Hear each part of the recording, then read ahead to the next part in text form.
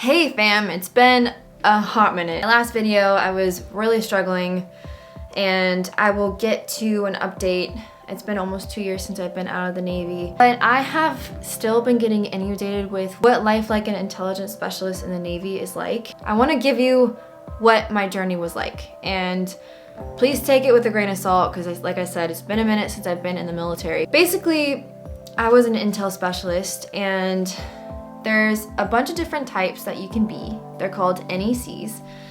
And I went to school for both imagery and operational intelligence, OpIntel. The thing is, you really can't pick what you want to be. Kind of get thrown into a job or an NEC and you have to accept it. And down the road, later in your career, you can change it if you want. The truth is, as an intelligence specialist, you're going to be doing all the things. It's called fusion.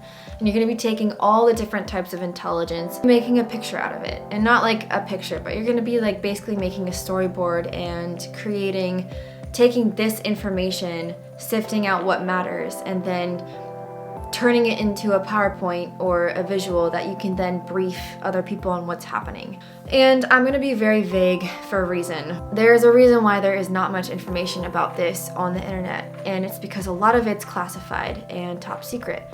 Everything I'm talking to you about today is going to be unclassified and then able to be found on the internet.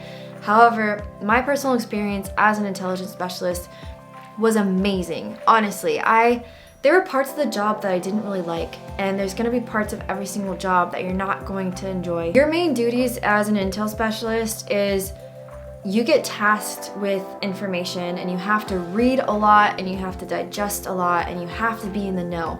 You have to be constantly looking up the news and what's happening in the world. You have to be well versed in every single adversary that we have. Sometimes some commands that you go to, they kind of like pigeonhole you into a specific problem set. So say, and this is just like an example, this is like not what you're gonna be doing, but if you were to be given, say that there's this problem set of different types of transportation, you may be given specifically airplanes and focusing on how they fly and how many people they hold. And again, not really, just think of like, as intelligence comes, like having different adversaries, you just have a specific problem set that you're gonna focus on. And other commands are gonna expect you to know how planes work, how trains work, how cars work, and that's just the truth of it. Being an intel specialist, there's a quote and it's jack of all trades, master of none. So like other jobs in the Navy, you have one problem set and you're really good at that. But as an intel specialist, which I think can either be like a pro or a con, you have to be well versed in a lot of little things. And it can get overwhelming and annoying at times, but it's also knowing that as an intel specialist, it's amazing because you have a whole team that you're working with and it's very dynamic, and you have to make sure that you like people and that you like working with people. If you're more on the introvert side, maybe CT or IT is more for you. But extroverts, I think, really flourish in intel because you are briefing, you're in front of people, you're the go-to person for the answers. And it can be super overwhelming at times when you have a captain in your face asking you like why XYZ happened, or if there have been any tippers of XYZ happening. You have to know those answers. Don't let that deter you, because you can always say, and this is honestly like a quote and well known throughout the military, is, I don't have the answer right now, but I'll get back to you on that. That is gonna be, you're gonna be saying that so many different times, but it's okay. People know that you're human, and especially if you're brand new, they're going to challenge you, but then that's the thing that makes you better. First command, I went to VQ1, which is in Washington, and basically supported an ISR platform, an airplane. That was the best time of my life. I deployed 3 times, and then when I was deployed, I felt like I used my skills the most. And basically what we did was, we were on the ground supporting the plane in the sky. That's all I can really tell you. A lot of computer work, and I made pretty PowerPoints and pretty pictures and then briefed that. And that's the gist of the job. But again, you get really good at PowerPoint, but there's also a lot of fun aspects to it, is figuring out problems. If you like putting pieces together and you like kind of mind mapping things, then it really is a good job for you. If you like to be challenged, there's always a new problem that you have to figure out. And then duty stations, you're really open to a lot of duty stations around the world. Like, honestly, I think being an IS is one of the best jobs out there.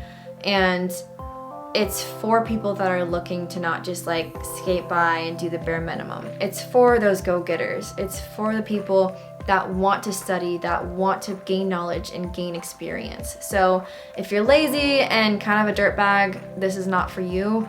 But if you want to challenge yourself and propel yourself for the future, becoming an IS is an incredible opportunity. Not only that, but like, for example, now that I'm out of the military, I still work in the government. It's really weird. Like, I don't wear the green suit, but I work around everyone else who does, and I'm like one of a couple civilians. I'm what's called an SSO, a Special Security Officer, which is a job that you can get once you get out of the military, especially if you had IS experience. And you also get a top secret security clearance, and that basically means that held to the highest standard of keeping secrets, basically, of having knowledge but knowing not to talk about that knowledge because it could be a danger to national security. So having that top secret clearance if you plan on getting out and just doing one tour is going to propel you so far, because it is thousands of dollars for you to get that the military pays for. Going into a job and they require a top secret security clearance and you don't have one, 9 times out of 10, somebody that already has one is going to get picked over you. So if you're planning on getting out, or you want to just do like one tour and then see what's on the civilian side, there are endless opportunities. You could be an intelligence analyst, you could work for contractors, you could still go overseas for contractors.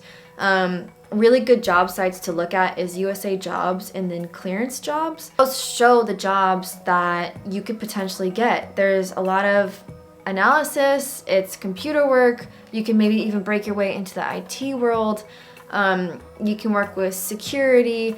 There are endless opportunities, and that is one of the main reasons why I enjoyed being an IS so much. Is although I didn't expect my time in the military to close so quickly, and I still miss it every single day, I'm not starving. Like, I'm able to afford a beautiful home, and you know, it's still hard living in California off my paycheck, because one thing to be aware about is people will always say, you know, once you're in, oh, I could just get out and make 6 figures. Although that's true, you get taxed out the butt. Like, I was making more money when I was in the military as an E5 than I am now as a civilian, as a GS. And it's just because when you're in the military, like, there are a lot of tax breaks. And oh my gosh, you guys, it's not easy to make it as a civilian. Like, I miss the military so much. That's a whole nother topic, which I probably will go on that tangent one day if you guys want to hear more. My point being, I remember when I was getting out and my senior chief looked at me and he said, hey, I know this is really shitty what you're going through, but I've never seen an IS to become homeless. And he was right. There's always going to be a job for you as an intelligence specialist. With the skills that you gain in the military, and if you actually apply yourself and you build a resume on that, you're always going to be hireable, especially with that TS clearance. So it's a phenomenal job just having a 20-year career in the military, but it's also phenomenal to do it for 4-6 years, get out, and then pursue your civilian career. So it's all a matter of what you desire and what you see yourself doing. But I'm not going to glorify it, okay? I will say there's a lot of downsides. One is you go to ships and you go to watch floors, and that's what completely broke me, was going to a watch floor. I won't say the command, but it was extremely toxic, and they had me on swing shift, and basically every 2 weeks you were switching from nights to days, and I couldn't sleep. I developed insomnia and migraines and literal, like, felt like I was going insane. So lack of sleep does that to you. So there's people that have a different story about being an IS. You have to take everything with a grain of salt. Military is really hard at times, and there's a lot that you sacrifice. But if you were to pick a job, there is the quote, choose your rate, choose your fate. Really look into each job, try to hunt down people that have that job and pick their brains. Take it with a grain of salt, again, because your journey could be completely different from somebody else's that has the same job and the same career and the same command. I hope that helped. If you have any questions, drop them in the comments. And if you're wondering what I'm up to, hit me up on social media. My Instagram is in the link in the bio, and I hope that you guys are pursuing whatever it is that you want to pursue. I hope this gives a little bit of clarity. You can always ask me personally if you have any more questions about being an IS, but just know that there is good and bad in every single job. Catch you guys later.